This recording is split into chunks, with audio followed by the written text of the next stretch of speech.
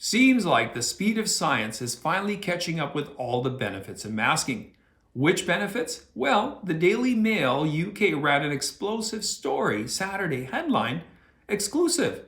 Face mask may raise risk of stillbirths, testicular dysfunction, and cognitive decline due to buildup of carbon dioxide, study warns.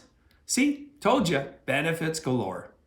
A new German study published in the journal Hellion concluded that because masks create a pocket of dead space between the mouth and mask, not to mention in between the ears of those wearing them, the void traps carbon dioxide at levels that are mildly toxic when worn over long periods. On the plus side, it could have been extremely toxic, right, experts? According to the researchers, repeated exposure to those levels of CO2 increase the risks of a long list of serious problems, including stillbirths, low sperm production, cognitive impairment, and permanent mental declines, especially in children. Children wearing masks in schools. Who could have thought? The study explained that by comparison, fresh air has around 0.04% CO2, while wearing masks for more than 5 minutes causes chronic exposure to carbon dioxide levels between 1.41% to 3.2% in mask-filtered air. To put in terms that progressive leftists can understand, masks create little individual, personal climate change spaces with too much CO2. You know, the stuff all of you are obsessed with eliminating from the atmosphere, but for some strange reason, wanting to suck back more of it personally. Don't make much sense to me, but then again, you're the same folks that believe men can give birth. But just in case you're not getting it, put another way, if you're a man who's still masking, you must be fond of S&M, as long-term masking is the equivalent to punching yourself right in the family jewels, the nads, the stones, over and over and over again. The dedicated researchers identified the shocking health risks by rounding up a large number of other studies.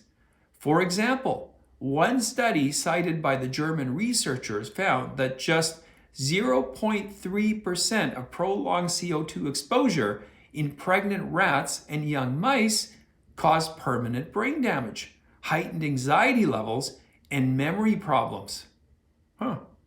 Another study found male mice exposed to 2.5% of CO2 for 4 hours, equal to 0.5% in humans, led to destruction of testicle cells and sperm.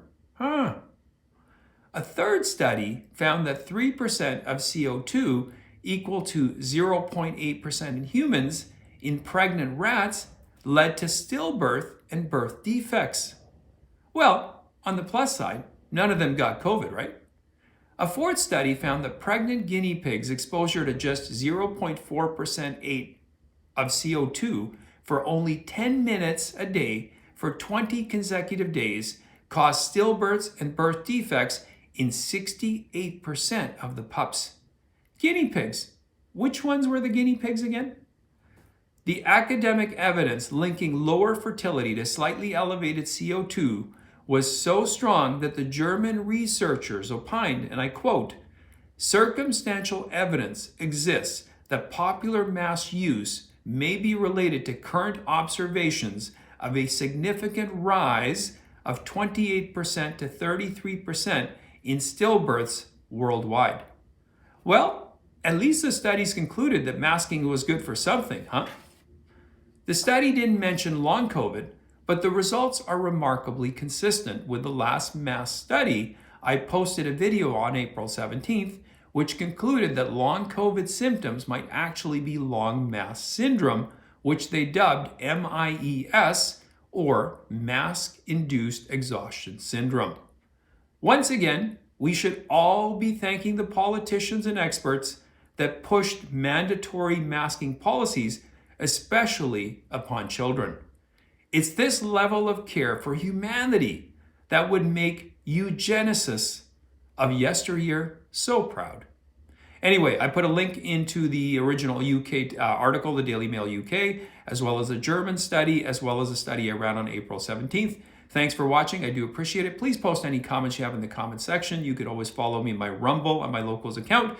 And if you haven't yet subscribed to either my Rumble or my YouTube or my Locals, please do so. And I will see you next time.